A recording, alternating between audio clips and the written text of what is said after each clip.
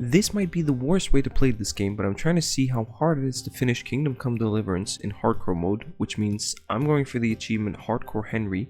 I'm also adding Tis But a Scratch, which is to finish the game with all the negative perks.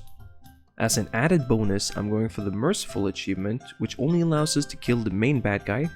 As an added challenge, I'm going to be keeping our guy celibate through the entire thing. And who says games aren't immersive these days? But I'm not going for the Kingdom Did Not Come achievement, because when I was testing out my recording equipment, I somehow already achieved it. I quickly played through the prologue. We play as Henry in a town called Skalitz. I promised my mother I wouldn't do any sword fighting. I promised my father I wouldn't do any sword fighting. And after harassing some local sheep, I immediately got into some sword fighting. Then I needed money for charcoal, so naturally I went to beat up a local drunk guy who owed us some money, but while threatening him and beating him up, I somehow lost reputation, which means the trader charges me higher prices, so I had to sell my shirt to get some charcoal. Met Deutsch, didn't like Deutsch, threw poop at Deutsch's house like a normal functioning member of society, beat up Deutsch's friends, and had the most anticlimactic slow jog escape in history. After that, I got some beer from Bianca, who proceeds to flirt with me, but in this run, I'm all about business and harassing local sheep. After some of my neighbors involuntarily donate their belongings to me, I go to Dad to finish the sword he's making for the local lord, Sir Radzig, and there we meet another woman that flirts with me. Then some bad people attack our village, Mom and Dad dies, and I'm forced to commit Grand Theft Horse to make my escape. After a calm, relaxing ride through the countryside, we reach Tomberg. Even though I'm being cared for and given food by these people, I realize that one of my negative traits is making me rapidly more hungry, which means that I have to resort to one of my favorite hobbies of all time, petty thievery, and I have to rob these people blind of their food supply. A third woman flirts with me. She then proceeds to visit me in the nighttime. She tries to get me in the mood by asking me how my village burned down, but then I turn into a ghost for some reason.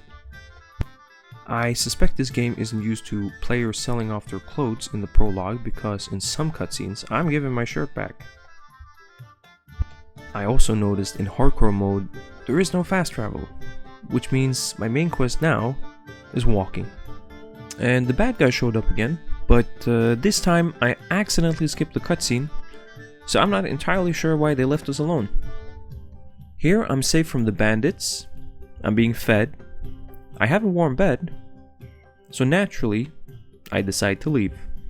Onward to my next mission, which is to bury my dead parents, so I assume this is where the fun begins. Naturally, I proceed to loot every corpse I come across. On my way, I find a fellow grave robbing enthusiast, but he decides that this genocide is not big enough for the both of us.